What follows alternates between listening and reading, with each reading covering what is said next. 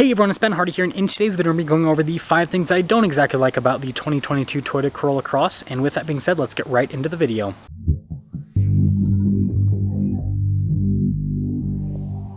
Now, the first thing is the fact that it has a CVT.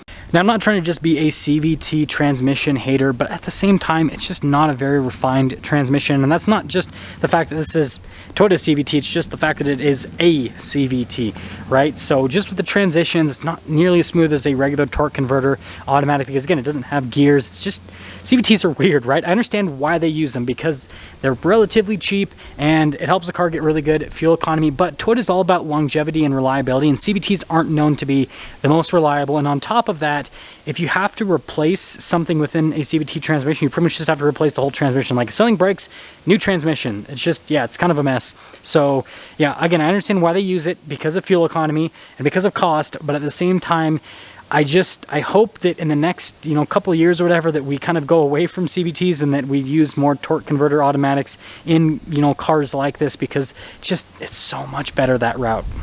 Now, number 2 has to pertain to the power. So if you guys don't know, the new Corolla Cross has like 169 horsepower and 151 pound-feet of torque, which on paper is not horrible for the segment, but it's a naturally aspirated 2-liter 4-cylinder paired to a CVT, and I'm at like almost 5,000 feet elevation here in Utah, and so this has quite a bit of power loss because of the elevation, and it's a CVT, so with the transitions, it's not exactly the smoothest, not exactly the quickest, and so especially when you're merging onto the highway or just onto a faster road, like it is just brutally slow, and like you really have to time it. Like in other cars, I just don't even think about it. Like I just go and turn and then you just get on the road and then boom. Whereas this, I'm like, okay, I have this much space before the next car comes in. Like I'm like literally thinking it out every single time I'm about to merge with this car. And so it's definitely frustrating from that perspective. That being said, once you're up and moving, no big deal. It's just, getting up and moving in this thing is not exactly glorious.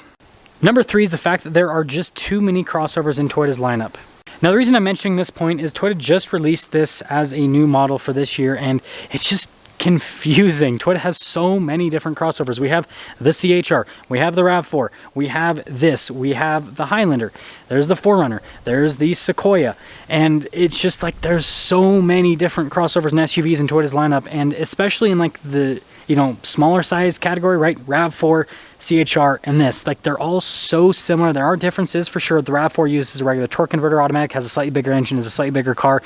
This is slightly bigger than the CHR, and so on and so forth. Like there are differences, but at the same time, it's like, why are there so many? Maybe there should have been a little bit more money spent into making, the RAV4 a little bit better, or maybe the CHR a little bit better. I don't know. But again, I just think there's maybe too many crossovers in Toyota's lineup now. I think it might slightly confuse buyers, but at the same time, Toyota's making like more money than anyone else. And so who am I to tell them what they're doing wrong, right?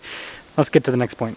Number 4 is the fact that this isn't exactly exciting to drive. We already talked about the fact that this has a CVT automatic transmission and a naturally aspirated 4-cylinder, so that doesn't exactly lead to exciting driving. But on top of that, right, it just doesn't have crazy driving dynamics. Now, it doesn't have like super wide tires, so like you're not going to be able to go crazy fast around corners, right, because you're limited by grip. And then if we look at this from a weight perspective, so 940 pounds of payload capacity, gross vehicle weight rating 4455, so what, it's 3,500 pounds, which I mean is relatively light. That's not like, I mean, especially compared to other modern cars, and so you think it would be tossable.